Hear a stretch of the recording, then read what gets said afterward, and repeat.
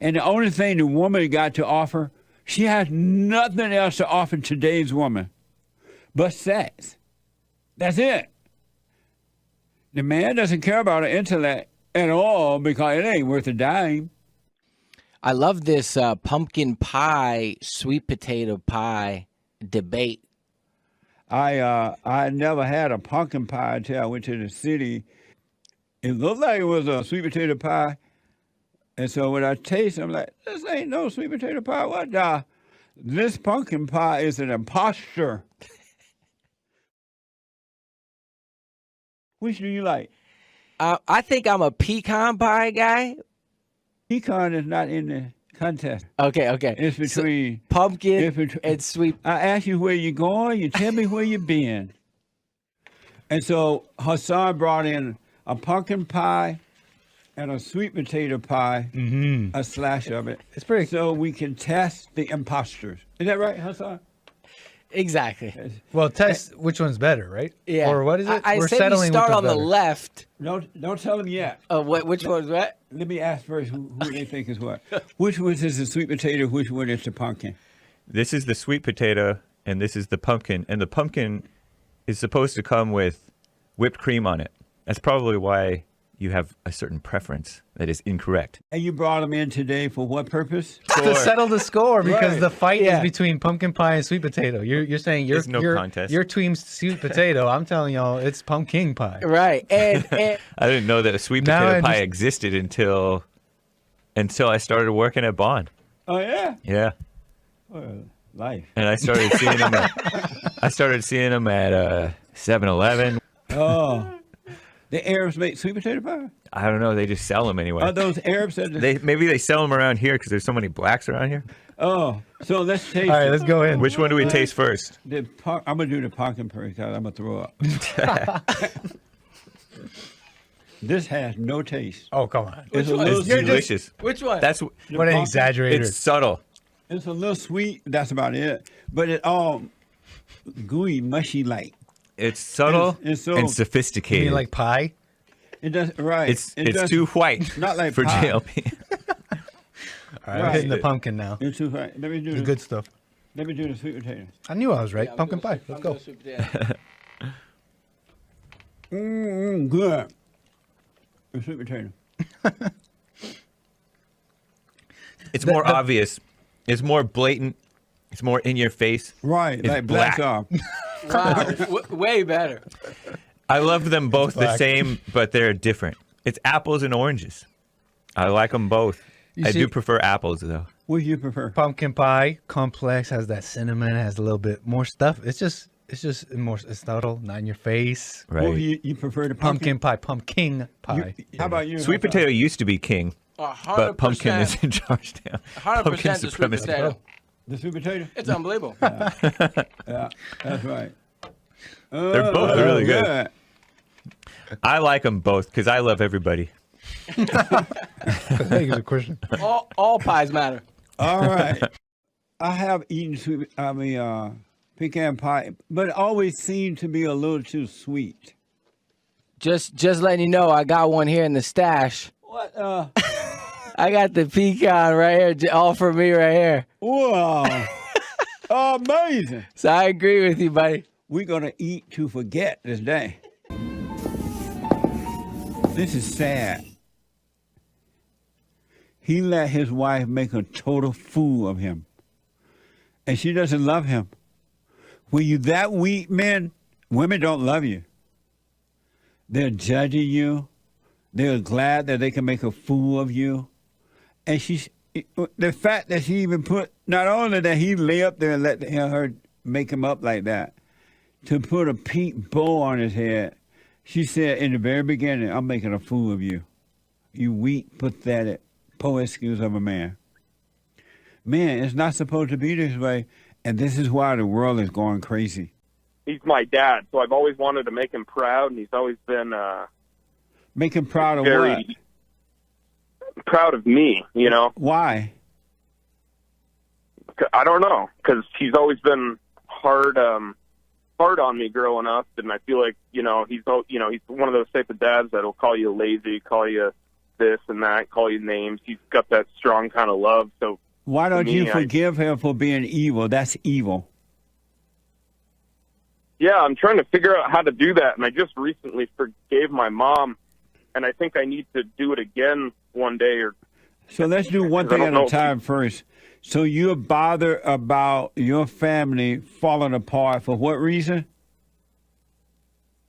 Well, I guess I feel like I'm slightly to blame for some of it. I know deep down I'm not, but I just, like, if I can't make my parents proud, I mean, I live in a school bus, you know, they look at me like I'm a failure, and I'm happy. I try to live in happiness, you know? Right.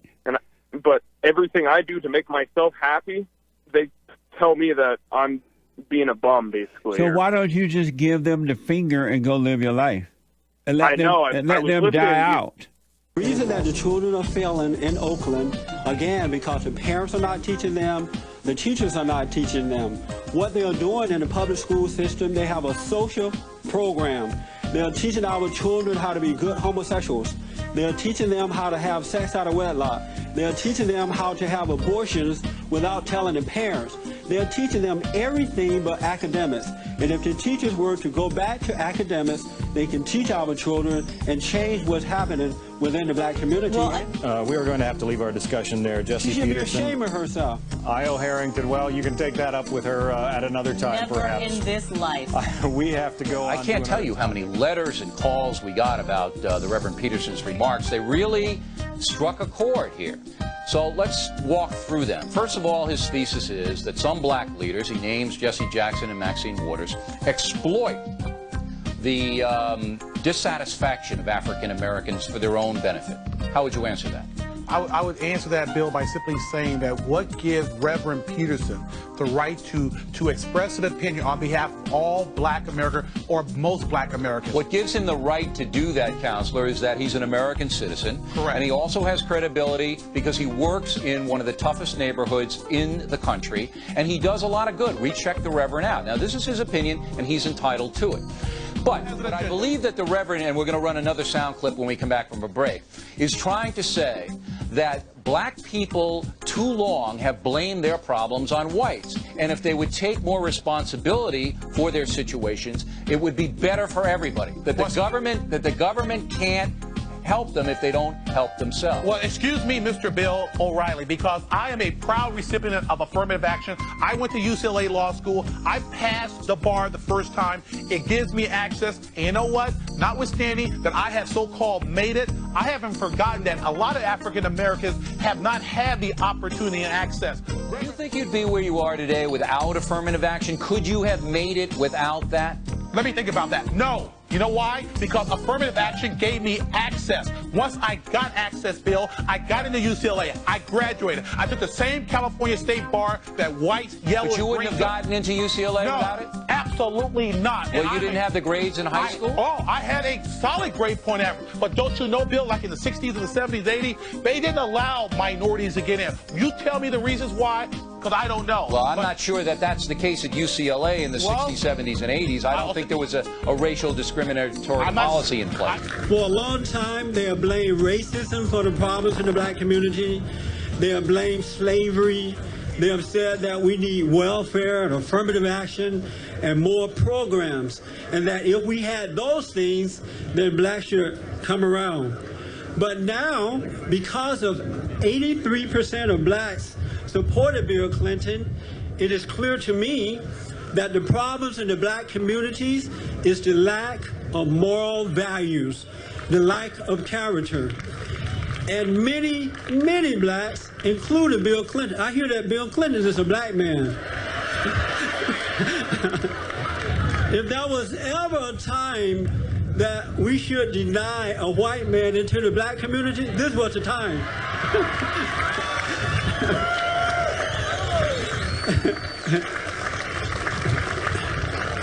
But blacks are suffering, and they're suffering because of the lack of character.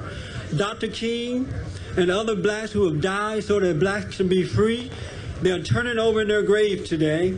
They're sad, they weep at the ideas that we have not stood for justice.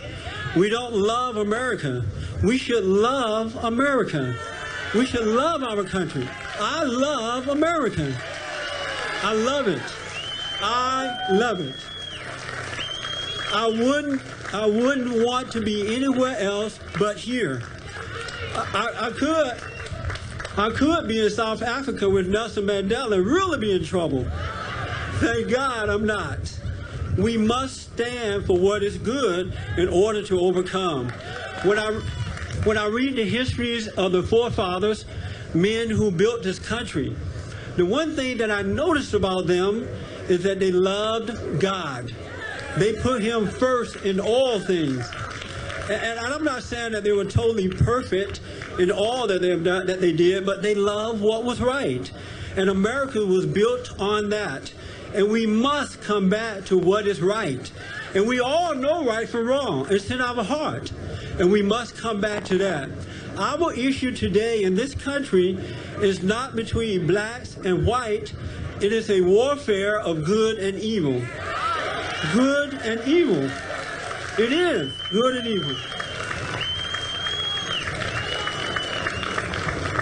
And Bill Clinton represents evil, not good, evil.